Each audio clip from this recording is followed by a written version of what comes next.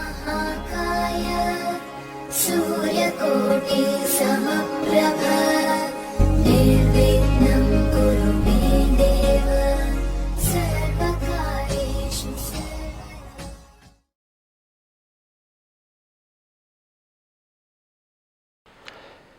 मेरे बहुत ही प्रिय और बेहद सम्मानित साथियों, हृदय की गहराइयों से अभिनंदन, बहुत बहुत हार्दिक स्वागत। साथियों, कोरोना के इस भयानक काल के पश्चात, हालांकि कोरोना के पश्चात कहना अभी उचित नहीं रहेगा क्योंकि कोरोना अभी पूर्ण रूप से समाप्त नहीं हुआ है, परंतु फिर भी अब हम जागरूक हो चुके हैं, सारी वो सावधानियां बरत रहे हैं जो कि हमें बीमारी से दूर रखें। तो इस काल के पश्चात अब एक सुखद काल आया है, विवाह समारोहों का काल। और विवाह समारोहों के काल में ही एक ऐसा बहुत ही महत्वपूर्ण बिंदु जिस पर मैं आपका ध्यान आकर्षित करना चाहता हूं, क्योंकि वो आपके सुखी दाम्पत्य जीवन की आधार बन सकता है।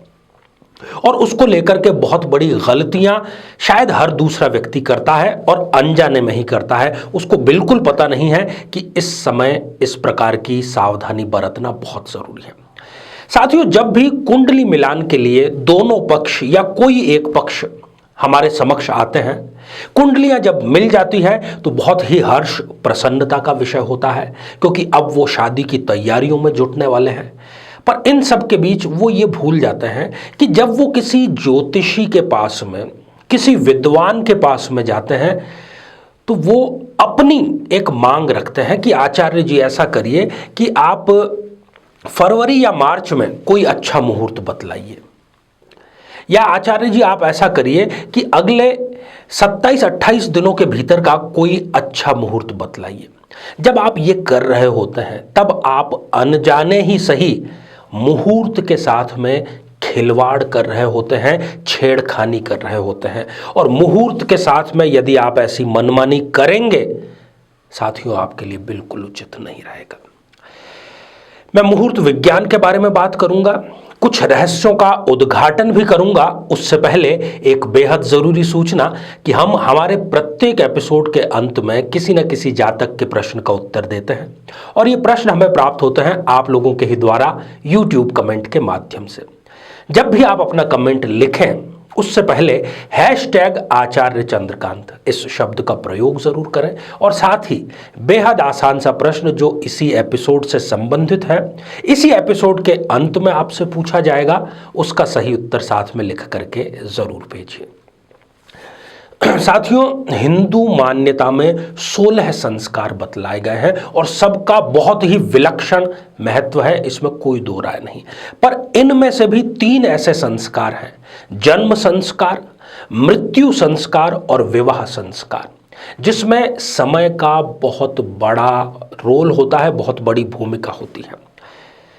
साथियों, आजकल कुछ ऐसे भी केस आए हैं जबकि यदि कोई गर्भवती महिला है तो उनके पतिदेव का हमारे पास में फ़ोन आता है कि आचार्य जी आप तो हमें कोई श्रेष्ठ मुहूर्त बतलाइए ताकि हम उस समय सिजेरियन ऑपरेशन करवा करके और बच्चे की डिलीवरी करा दें, ताकि बहुत अच्छी उसकी कुंडली हो।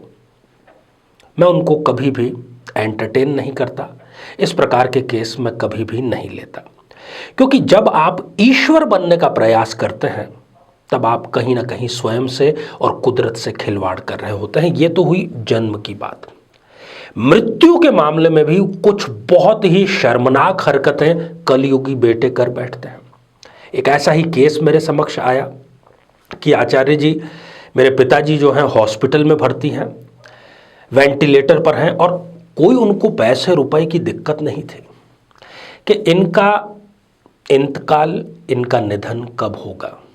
मैं आश्चर्य में पड़ गया। मैंने पूछा, महाशय आप ये प्रश्न क्यों पूछ रहे हैं? डॉक्टर अपने प्रयास कर रहे हैं, कुदरत अपने प्रयास कर रही है, मृत्यु का समय जानने में कभी इंटरेस्ट नहीं लेना चाहिए।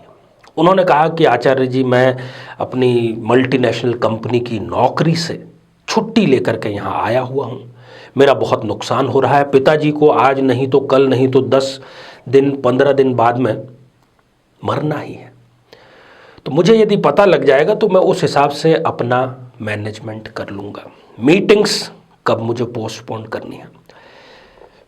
साथियों, अब मैं उनको तो क्या कहता। इस प्रकार का पुत्र होने से अच्छा है कि ईश्वर पुत्र प्रदान ही न करे। ये फिर दखल अंदाजी कर रहे हैं मृत्यु नामक संस्कार में। अरे जन्म मरण और परण परमात्मा के हाथ में है, आप उसमें हाथ मत डालिए। अब मैं आज के हमारे मुद्दे पर आता हूं, विवाह के मुद्दे पर। अक्सर बहुत बड़ी गलती करते हैं। विवाह जीवन में केवल एक बार हो रहा है। वो बात अलग है कि तलाक होने के बाद में दूसरा विवाह होता है, परंतु कोई भी व्यक्ति ऐसा नहीं चाहता कि उसका डाइवोर्स हो और वो दूसरा विवाह करे। जब भी आप स्वयं अपने लिए या अपने बच्चों के लिए, अपने किसी मित्र या रिश्तेदार के लिए किसी विद्वान, किसी पंडित के पास में जा रहे हैं, कुंडली मिलान के बाद में मुहूर्त मतलब विवाह कब संपन्न किया जाए, उस समय की बहुत बड़ी अहमियत है। अपनी तरफ से आप उस विद्वान पर ये मत थोपिए, कोई उनको डायग्राम मत दीजिए कि इस डेट से इस डेट का, इस महीने से इस महीने का ये हमारे निकालिए। चाहे आपके पास में कोई भी एक्सक्यूज हो, कोई मतलब नहीं है उससे। आपको छुट्टी मिल रही है या नहीं मिल रही है, इसका कोई मायना नहीं है। आपका कोई रिश्तेदार आ सकता है, नहीं आ सकता है, उसका कोई मायना नहीं है। मौसम उस वक्त कैसा रहेगा, ये सारे मैं इसलिए गिना रहा हूं क्योंकि लोग ऐसी ही बातें करते हैं समक्ष आकर के।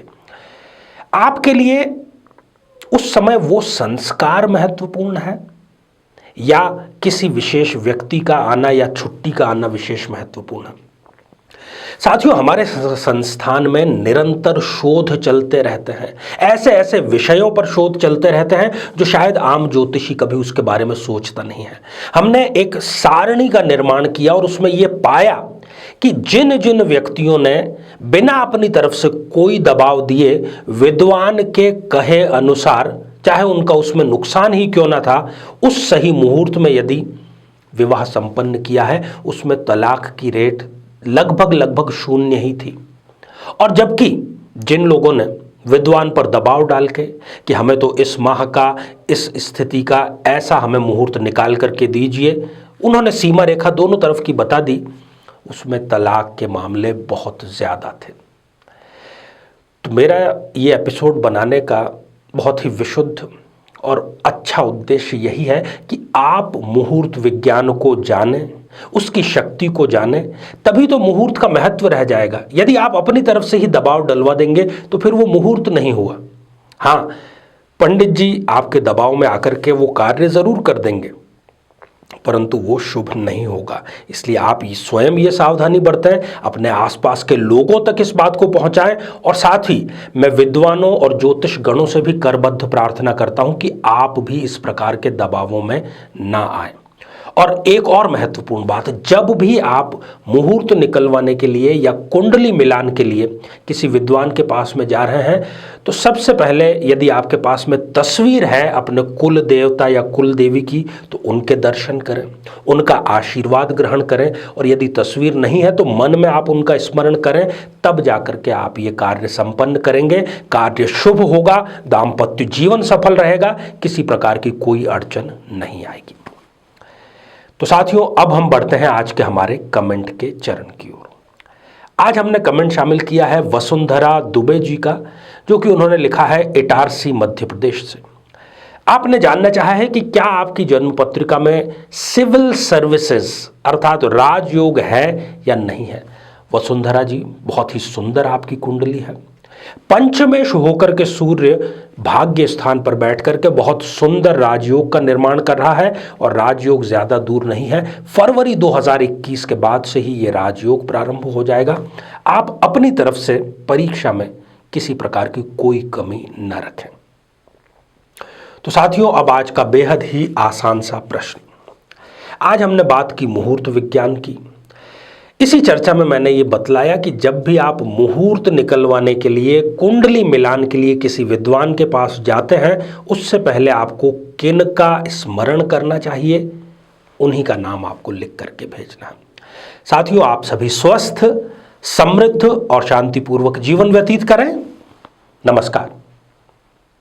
जीवन में किसी समस्या का सामना कर रहे हैं, जैसे कि शादी में देरी होना, पति पत्नी में मनमुटाव या तलाक तक की नौबत आ जाना, संतान का प्राप्त न हो पाना, नौकरी या धन प्राप्ति में बाधा आना, जीवन के प्रत्येक क्षेत्र में किसी न किसी प्रकार की बाधा आना, तो आज ही अपनी जन्म पत्रिका का संपूर्ण विश्लेषण करवाएं और पाएं समस्या से सदैव के लिए मुक्ति।